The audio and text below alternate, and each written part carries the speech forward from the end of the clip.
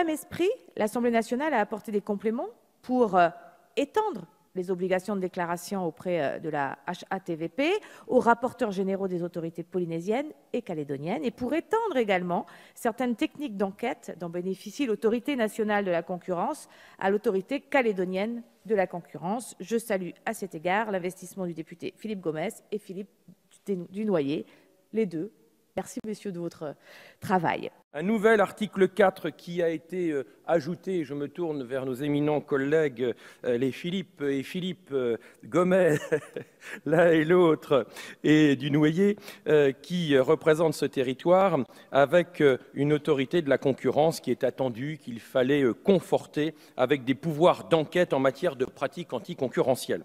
Cet article résulte d'amendements identiques et c'est pour cela que je l'ai salué, portés par nos collègues Gomez et par notre éminente collègue polynésienne, Madame Sage, pour pallier un manque dont souffre donc cette autorité de la concurrence et de la Nouvelle-Calédonie. La semaine dernière, la commission mixte paritaire est parvenue à un accord et a décidé de conserver au sein du texte l'article 4 que nous avions fait adopter en première lecture.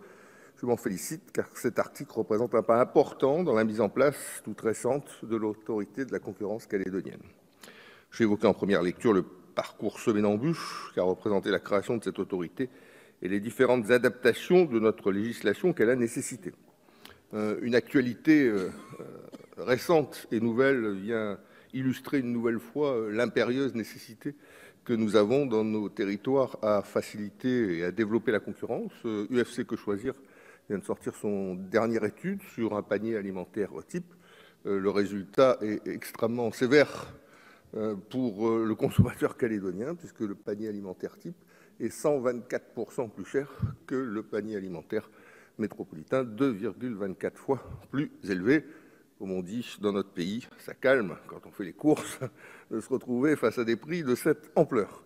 Alors certes, l'insularité, bien sûr, vous l'avez rappelé, Madame la Ministre, à juste titre, certes l'éloignement, certes le petit marché, certes des traditions commerciales qui nous tournent davantage vers l'Europe et vers la France que vers notre environnement régional.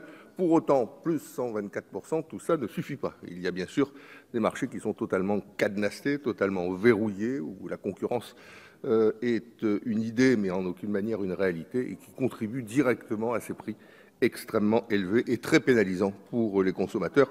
Je suis sûr qu'en ce qui concerne la Polynésie, on doit être dans des eaux équivalentes. L'autorité de la concurrence donc de Nouvelle-Calédonie va avoir du travail, comme vous pouvez en juger. Alors, elle a d'ores et déjà démontré son utilité pour veiller au libre jeu de la concurrence.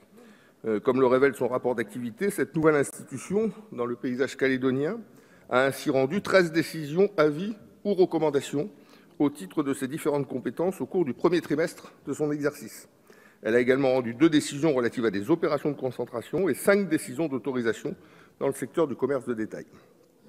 Au-delà de ses missions consultatives et de contrôle, l'autorité de la concurrence de Nouvelle-Calédonie joue aussi un rôle pédagogique, puisqu'il s'agit d'inverser une tradition culturelle. Donc il faut expliquer aux consommateurs, aux entreprises, aux institutions l'importance de favoriser la concurrence de notre territoire.